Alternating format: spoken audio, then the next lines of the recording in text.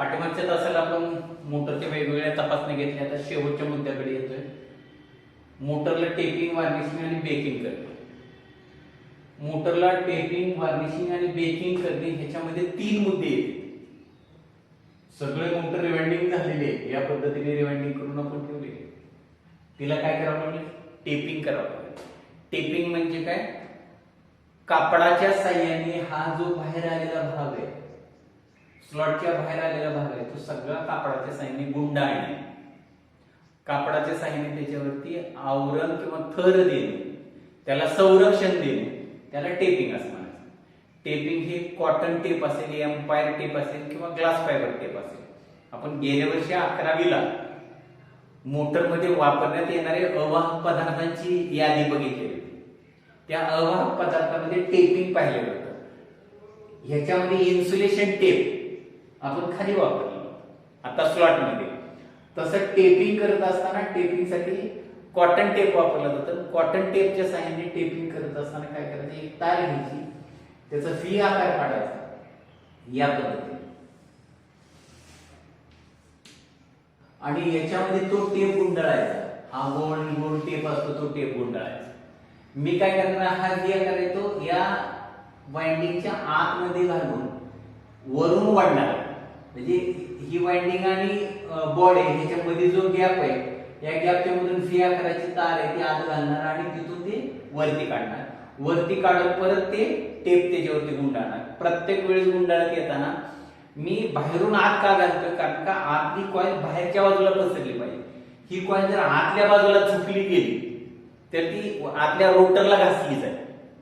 म्हणून ही टेपिंग करत असताना ही आतल्या बाहेरच्या बाजूने, म्हणजे वाइंडिंगच्या बाहेरच्या बाजूने व्ही आकाराची तार करून यातून ते ओवायची. ओवून तो टेप सावकाश ओळीनं, आपण जसं प्लास्टर किंवा एखादं पायाला लागलं असेल, मुका मार लागलेला असेल किंवा काय झाले असेल तर त्याच्यावरती जसं आपण हे करतो प्लास्टरचं कापड गुंडाळतो तशा पद्धतीने ओळीने गुंडाळ द्यायचं. मॅलेटच्या साह्याने थोडा थोडा आकार द्यायचा. आकार देऊन ही टेपिंग करून द्यायचं. म्हणजे टेपिंग काय? वाइंडिंग केल्यानंतर वाइंडिंग कॉइलचा जो भाग स्लॉटच्या बाहेर येतो तो एंड प्लेटला, रोटरला घासू नये म्हणून त्याच्यावरती कापडाच्या साह्याने, मग त्याचे 3 प्रकार आहेत, cotton tape, empire tape, glass fibre tape, याच्या साह्याने गुंडाळलं जातं, टेपिंग केलं जातं. त्याच्यानंतर आता हे टेपिंग केल्यानंतर पुन्हा वार्निशिंग करणे. वार्निशिंग करणे म्हणजे काय? हे वार्निश हे अवाहक पदार्थ आहे. वार्निशचे फायदे गेल्या वर्षी पाहिलेले आहेत. वार्निशचे काय फायदे?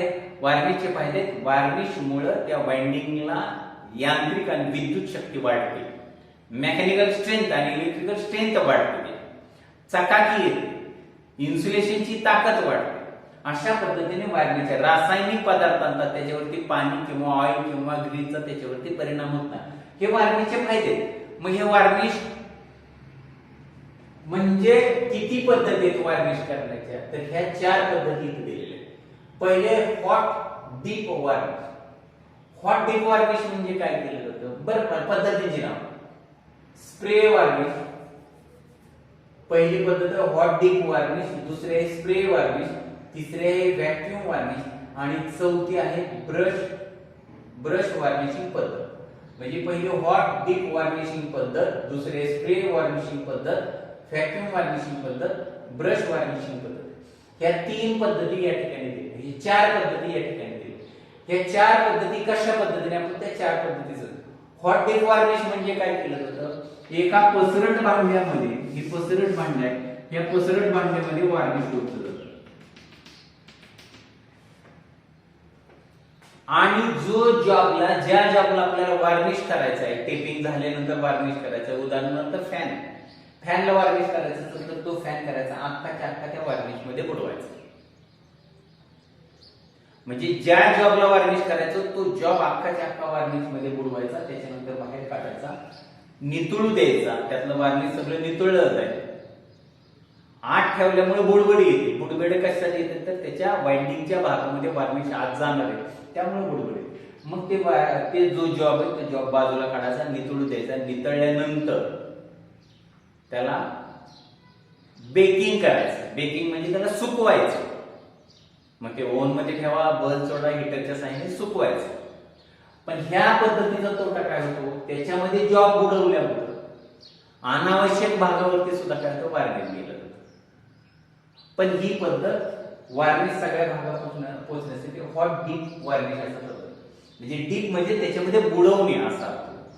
पण शब्दशः आपण तशा पद्धतीने वार्निश न करता वार्निश कसं केलं जातं, तर हे आपण बघितली मोटर आहे, जी मोटर वेल्डिंग झालेली ती मोटर या ठिकाणी दिली. ह्या मोटरला काय केलं जातं, हा डब्बा असेल ज्याच्यामध्ये वार्निश आहे ती आणि हे यातून ती धार लावली जाते. वार्निशची धार लावल्यामुळे काय होणार आहे, वार्निशची धार लावल्यामुळे ही सगळं वार्निश याच्यावर त्याची धार सोडून द्यायची. ते वार्निश खाली पसरट भांड ठेवायचं मोकळं, याच्यावरती धार लावायची, खाली वार्निश आल्यानंतर थांबायचं, परत हे वार्निश थोडं सगळं खाली वितळायचं, पुन्हा उलटी मोटर करायची. उलटी मोटर केल्यानंतर उलट्या बाजूने वार्निश यायचं. ही प्रचलित पद्धत आहे, नेहमी या पद्धतीने वार्निश केलं जातं. ह्या सगळ्या पद्धती वेगवेगळ्या ठिकाणी वापरल्या जातात, ते आपण चर्चा करू. पण सगळ्यात जास्त व्हॉट डीप वार्निश असं म्हणण्यापेक्षा, म्हणजे त्यातच बुडवण्यापेक्षा जॉबला वरून वार्निश द्यायची, ही पद्धत व्यवहारामध्ये वापरली जाते. म्हणजे ही पहिली पद्धत. दुसरी पद्धत काय, स्प्रे वार्निश. स्प्रे वार्निश म्हणजे काय केलं जातं, कलरला स्प्रे वापरला जातो तशा पद्धतीने त्या स्प्रेअर मध्ये वार्निश टाकलं जातं आणि स्प्रे करून ह्या भागावरती वार्निश केलं जातं, खालच्या भागावरती वार्निश केलं जातं. ह्याचा तोटा काय होणार आहे, वार्निश फक्त समोरच्या भागाला लागेल, पण त्या वाइंडिंगच्या आत जाणार. त्याचबरोबर वार्निश समोरच्या भागाला लागेल, पण अनावश्यक या ठिकाणी, ज्या ठिकाणी गरज नाही त्या ठिकाणी स्प्रे होऊन जाईल. म्हणजे ही पद्धत सुद्धा व्यवहारामध्ये वापरली जात नाही. तिसरी पद्धत आहे व्हॅक्यूम वार्निश पद्धत. ही मोठ्या मोठ्या कारखान्यामध्ये ज्या ठिकाणी फॅन मोटरचं मोठं प्रोडक्शन असतं अशा ठिकाणी या पद्धतीचा वापर केला. व्हॅक्यूम वार्निश पद्धतीमध्ये काय केलं जातं, ही त्याचं कशा पद्धतीने varnish tank, vacuum tank, compressor, motor वगैरे या ठिकाणी दिले. आता या पद्धतीमध्ये काय केलं जातं, या पद्धतीने वार्निश करत असताना व्हॅक्यूम टँक मध्ये इथं मोटर ठेवतात, जॉब याच्यामध्ये ठेवतात. मग अनेक मोटर असतील, अनेक जॉब असतील, 20, 25, 40, 50 फॅन असतील, मोटर असतील, मोठा टँक असेल ज्याची कॅपॅसिटी आहे. हा टँक आहे, या टँकच्या शेजारी वार्निश टँक दिलेला आहे, याच्यामध्ये वार्निश भरलेलं आहे. इथं व्हॅक्यूम टँक आहे, या दोन्हीच्या मध्ये वॉल आहे. या व्हॅक्यूम टँकचा जोडणी कॉम्प्रेसरला केलेली इथे एक वॉल आहे. कॉम्प्रेसर मधून हवा वार्निश टँक मध्ये जाणार आहे. या पद्धतीने हा कॉम्प्रेसर कशा साहाय्याने फिरवला जातो, मोटरच्या साहाय्याने.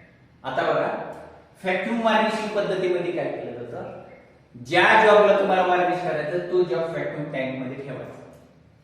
व्हॅक्यूम टँक मध्ये ठेवल्यानंतर सुरुवातीला त्याच्यामध्ये हीटर असतो आत. हीटरमुळे काय होणार आहे, आतली उष्णता वाढेल, आर्द्रता जी आहे.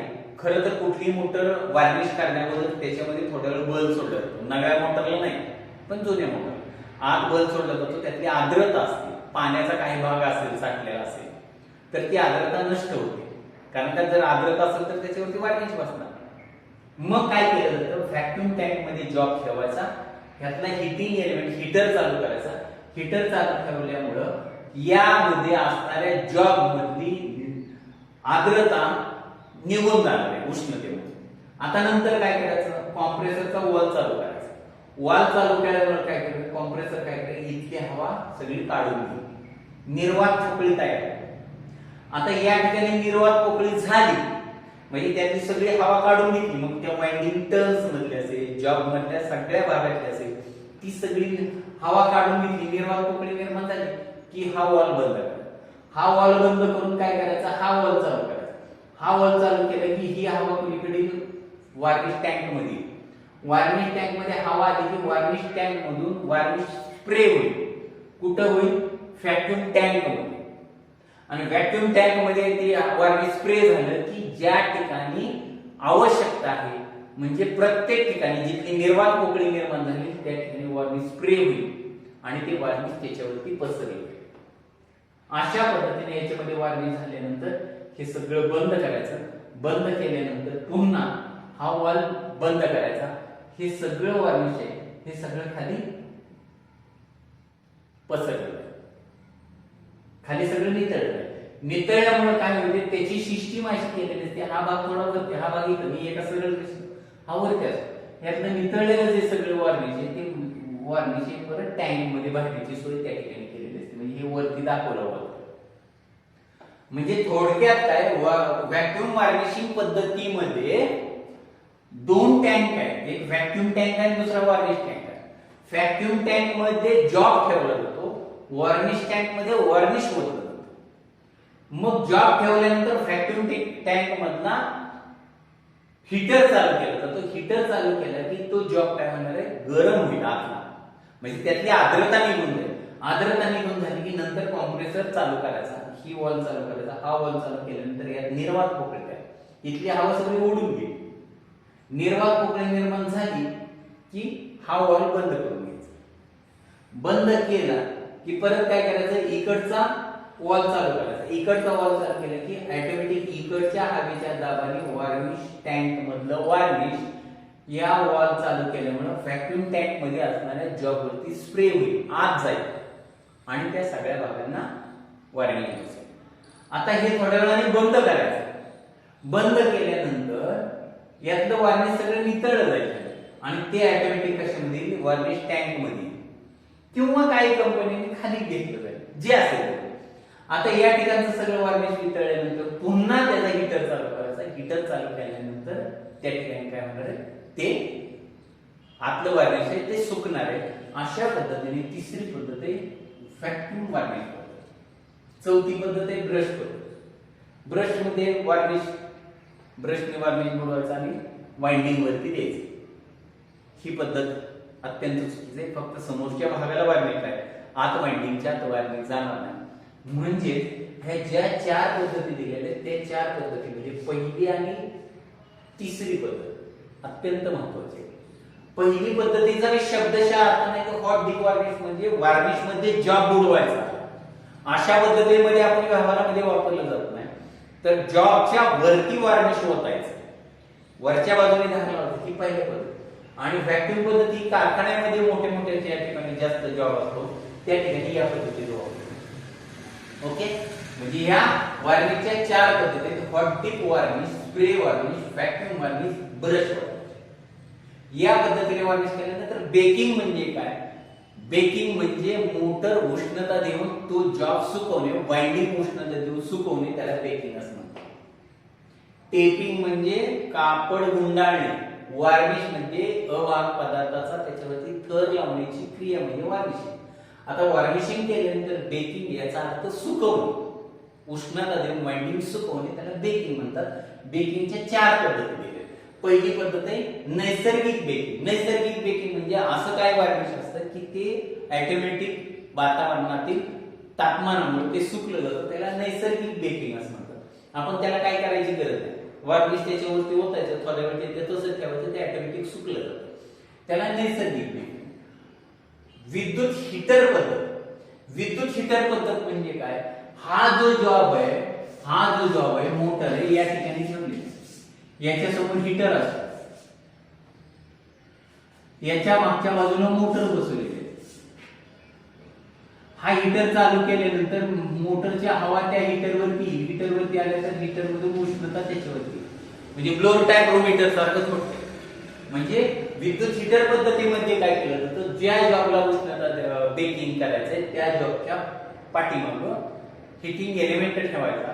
ह्या हिटिंग एलिमेंट वरती फॅनच्या साहाय्याने हवेचा झोत सोडायचा. हवेचा झोत सोडल्यानंतर त्या हिटिंग एलिमेंट मधनं येणारी हवा गरम त्या जॉब वरती जाईल आणि जॉब तो काय होईल, सुकला जाईल. या पद्धतीने दुसरी पद्धत आहे विद्युत हीटर पद्धत, पहिली पद्धत. तिसरी पद्धत जी जास्त व्यवहारामध्ये वापरली जाते लॅम्प पद्धत. लॅम्प पद्धतीमध्ये काय केलं जातं, ह्याच्यामध्ये 200 वॅटचा दिवा आत सोडला जातो आणि याला झाकलं जातं, सगळं फळीने झाकलं जातं. मग बरेच वायरमन काय करतात, एकदा वार्निश ओतायचं, सगळे वायरमन रात्रीच्याला वार्निश ओततात त्या मोटरमध्ये 9-10 वाजता आणि त्याच्यानंतर त्याच्यामध्ये बल्ब सोडून ते दुसऱ्या दिवशी 100 वॅट 200 वॅटचा बल्ब सोडतात आणि दुसऱ्या दिवशी ते सुकलं जातं. म्हणजे ही पद्धत झाली लॅम्प पद्धत. म्हणजे त्या स्टेटरमध्ये, ज्या स्टेटरमधल्या वाइंडिंगला वार्निश केलेले त्या स्टेटरमध्ये 200 वॅटचा बल्ब त्या ठिकाणी सोडायचा.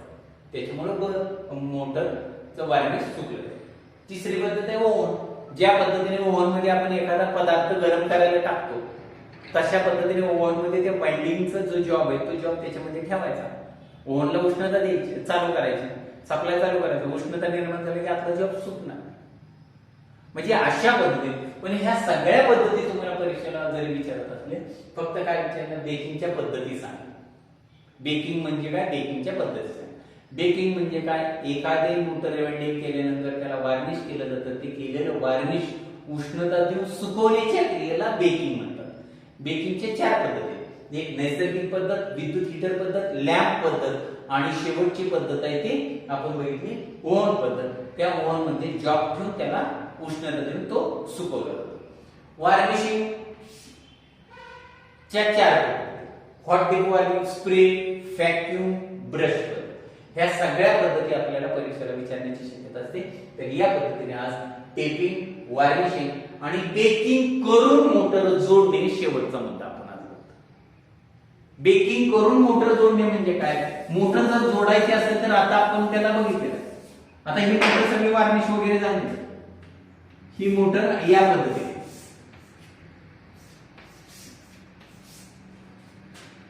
त्याला सगळं वार्निश वगैरे झाल्यानंतर मग आपण काय करतो, या बाजूला एंड प्लेट, इकडच्या बाजूला एंड प्लेट, हातला रोटर, यानंतर इथं फॅन आहे आणि त्याच्यानंतर फॅन कव्हर आहे.